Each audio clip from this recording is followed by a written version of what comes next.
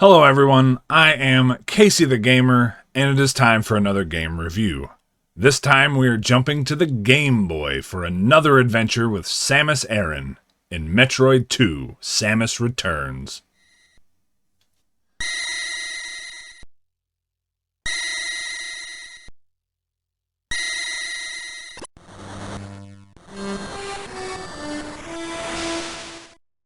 Metroid II was released in November 1991 in North America and in January 1992 in Japan. Like the first Metroid on the NES, this was a game that I had growing up, and I played it a lot, but I never got very far, and I certainly never beat it. I've played and beaten every other 2D Metroid, including both remakes of this game, the fan-made and the official. Well, now I can add the OG to the list. Let's keep the Metroid ball rolling and get into Metroid II: Return of Samus.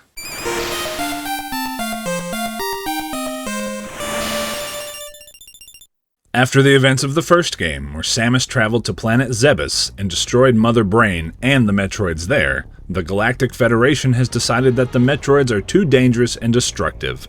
They send a research team to SR-388, the homeworld of the Metroids, to make sure that there aren't any left on the planet. The research team went missing not long after arriving. A group of soldiers from the Federation Police was assembled and sent to the planet. They transmitted their landing data and then disappeared themselves. Rumors spread around the galaxy very quickly, and fear of the Metroids grew. The Federation was positive at this point that there must still be Metroids on the planet. The Federation held a meeting and came to a unanimous decision: send Samus Aran to completely wipe out the Metroid species. Samus travels to SR-388 to begin her mission. As Samus explores the cavernous planet, she encounters a variety of alien creatures living there, most of them hostile. Exploring further, she encounters her first Metroid. Something is different this time. The Metroid shell cracks open and a new creature emerges, the Alpha Metroid. They're evolving. Samus manages to destroy the Alpha Metroid and delve further into the planet. On her journey, Samus encounters many more Alpha Metroids, as well as further evolutions like the Gamma Metroid, the Zeta Metroid, and the Omega Metroid. Samus manages to defeat them all. After wiping out all of the Metroids up to this point, Samus enters the final area and encounters several regular Metroids. Samus destroys all of them as well, and comes face to face with the Metroid Queen. Samus battles the Queen, and after a grueling fight, manages to kill the creature once and for all. As she is leaving, Samus encounters a Metroid egg. The egg hatches and the newborn Metroid takes a liking to Samus, thinking her to be its mother. Samus ends up sparing the life of the infant Metroid, and they leave the planet together.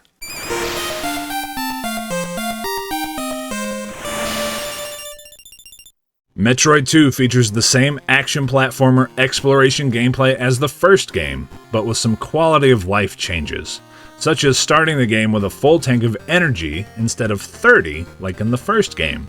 And Samus now has the ability to crouch, which lets her crouch and shoot, which is incredibly useful. All of Samus's upgrades and powers make a return, but we also get some new toys to play with. Samus lands on SR-388 already equipped with her standard Power Beam, Morph Ball ability, and 30 missiles. The Power Beam will be used to damage most enemies, with the exception of the Metroids. The Morph Ball once again allows Samus to turn into a ball and get into tighter areas to progress or find secrets. The missiles deal more damage than the Power Beam, and will be the primary method of damaging the Metroids in the game. In addition to that, they are also once again used to open upgrade doors. The Varia suit returns, and like the first game, it reduces the damage Samus takes by half, as well as giving her suit a visual upgrade. Continuing on with the items and abilities, bombs are back and they work just like they did in the original. In Morph Ball mode, you press the button to drop a bomb that will reveal the way to go, find new upgrades, or damage enemies once it explodes. The bombs can also propel you upwards slightly, which can be useful for getting other upgrades. The high jump boots once again allow Samus to jump higher than normal. The devastating screw attack covers Samus in destructive energy and destroys pretty much any enemy she comes into contact with while spin jumping. New to this game is the Spider Ball. In Morph Ball form, activate the Spider Ball, and you stick to the walls, and you can climb all over the place. It's very useful, just a bit slower than regular ball form. The Spring Ball allows Samus to jump while in ball form. The Spring Ball is also the only upgrade obtained from a boss, or a mini-boss, I don't know. You find a creature named Arachnus. Arachnus is weak to bombs, so you blow it up and you get the Spring Ball. Also a very useful ability. And speaking of useful, we have the Space Jump ability, which lets Samus spin jump through the air continuously. You just gotta get the rhythm down, but once you do, you'll be flying all over the place. And it pairs really well with the screw attack. Now on to the beams. Like I said, you start with the standard power beam, but there are 4 different beam upgrades in the game. Unfortunately, like the first game, you can only carry 1 beam at a time. Returning from the first game though, we have the Ice Beam. The Ice Beam once again freezes enemies, allowing them to be used as platforms. It's also very useful against infant Metroids. Freeze them and then hit them with 5 missiles to kill them, just like in the first game. The Wave Beam also makes a comeback, and the beam is insanely powerful and fires in a wavy pattern. Metroid II also features 2 new beam upgrades. First up is the Spazer Beam, which splits your beam into 3 shots. It's really cool, and it's one of my favorites. And the other new beam upgrade is the Plasma Beam. The Plasma Beam is the most powerful beam and can penetrate solid walls.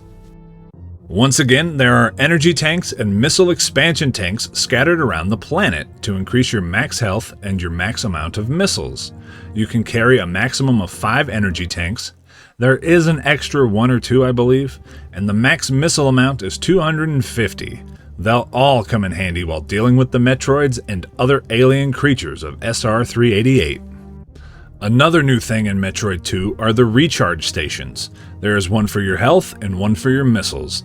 There's typically one of each in any of the major areas of the game. Returning to Samus's ship will also restore health and missiles, but I wouldn't really recommend it unless you're super desperate. It can be a long way back. Also new are the save points. Simply stand on it and press the start button to save your progress. That way you can continue where you left off the next time you decide to play. No passwords needed. Which does remind me that I didn't mention the password system in my first Metroid review. The first Metroid had a password system. As stated in the story section, Samus has been tasked with exterminating the Metroid species. There are a total of 39 Metroids for you to destroy throughout the game. Seems a little low. Anyway, there is a Metroid counter on the screen that tells you how many you have left throughout the game. And when you press the pause button, it tells you how many more you have to kill in each area before you can move on to the next area. The caverns of SR-388 are broken up into different areas, and once you kill the final Metroid of the area, everything shakes and the acid present in the caves will lower, allowing you to travel further in. So Samus begins her journey on the planet's surface, and then heads into the caves and encounters her first Metroid. So at this point, we're used to the traditional Metroid form. Well, the first one we encounter in this game cracks out of its shell, having evolved into the Alpha Metroid. This one is not weak to the Ice Beam, but it is still easily killed by missiles. Hey, I'm happy to cut out the middleman, or beam in this case. The Alphas fly at you and try to ram into you. Just pummel it with a few missiles and it goes down. Making your way further in, after battling several Alpha Metroids, we encounter the next evolution, the Gamma Metroid. It's a little bit larger and it'll still fly at you, but the Gamma Metroid has gained the ability to attack with lightning bolts. It's also a bit tankier, requiring more missiles to put down. A little bit later, the Metroids evolve again, this time into the Zeta Metroid. It has grown quite a bit more and deals more damage, and it also has a fireball attack. The tankiness and speed have also increased, but their weak spot is front and center. Feel free to just keep shooting it head on. And the final form of the Metroid is the Omega Metroid, the biggest form yet and the hardest to put down. At least in a head-to-head battle, the Omega Metroid's back is its weak spot. Exploit that and they die much easier. Once you destroy the final Omega Metroid, the final area is open to you. The Metroid counter is down to 1 at this point, but once you get far enough into the final area, it shoots back up to 9, and you begin to encounter the larval Metroids. They are once again weak to the Ice Beam and 5 missiles combo. If you swapped to another beam, that's okay. There is a room in an earlier area that has all 4 beams available, and there is a room with the Ice Beam in it in the final area as well. Deal with the larval Metroids and enter the final room and come face to face with the Metroid Queen. The Metroid Queen is one hell of a powerhouse. She can kill you pretty quickly if you're not careful. Hard as it can be, I do prefer her boss fight over Mother Brain's fight in the first game by quite a lot. The Queen will try to bite you or slam her head into you. Dodge those attacks and shoot her with missiles. She'll then spit stuff out of her mouth at you, which you can destroy with the screw attack, and then go back to hitting her with missiles. From time to time, the Queen will get stunned and you can turn into a ball and roll into her mouth and drop some bombs, dealing a ton of damage. The closer to death the Queen is, the faster her attacks become. Keep dodging and blast her with a missile when you can, or ruin her day with bombs if the opportunity presents itself, and the Queen will eventually die.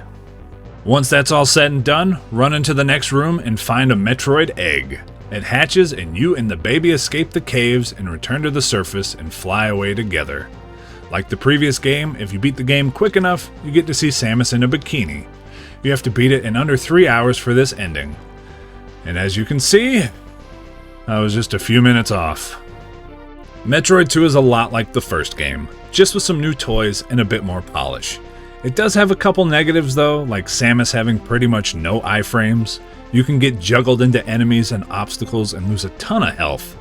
Not very nice game. And I might just be a little nitpicky, but I wish there was another recharge station right before the final boss, instead of having to backtrack after killing the larval Metroids. But it's not really that big of a deal. Like I said, I'm just being a little nitpicky. Metroid 2 took what was great about the first game and greatly improved it.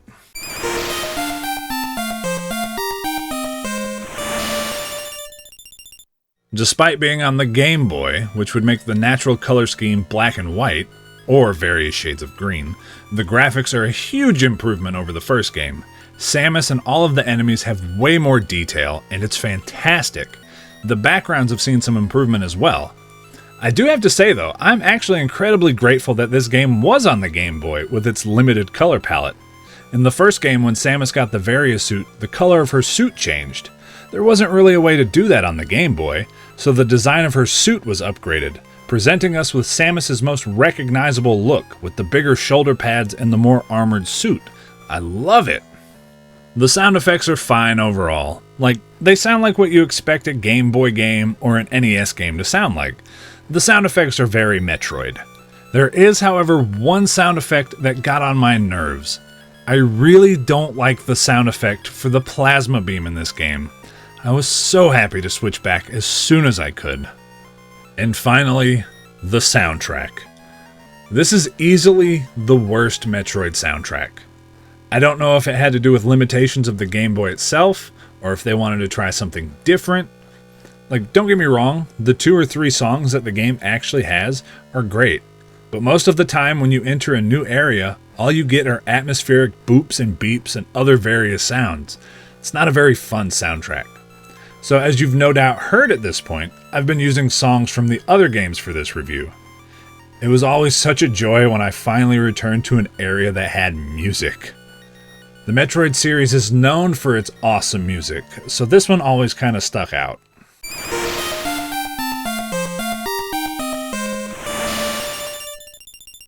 Metroid II: Return of Samus is a fantastic Metroid game. It's another one of those games I had growing up that I'm glad I can say that I finally beat. I love the updated graphics, and I love the new Varia suit design. The new Metroid forms were also great, and the fight with the Metroid Queen, while a little hard, was a fun fight once I got the hang of it. And just the whole premise of the game, the Metroids being deemed too dangerous, and Samus is the only one badass enough to handle them. Hell yeah. Plus, all the things that this game puts into motion for future games, it's insane! I love Metroid, so I definitely say play Metroid 2 sometime. Just maybe throw on some other music if the atmospheric beeps and boops aren't for you. Thank you all so much for watching. I greatly appreciate it. Go ahead and like, comment, subscribe, and all that good stuff. And if you want to see more of me, you can catch me streaming all kinds of games over on my Twitch channel, which is twitch.tv/CaseyTheGamer91. You can find the link for that down in the description below. I hope you all have a wonderful day, and I hope to catch you next time. Peace out. Oh, and we have met the baby. If you know, you know. And if you don't, you'll find out eventually.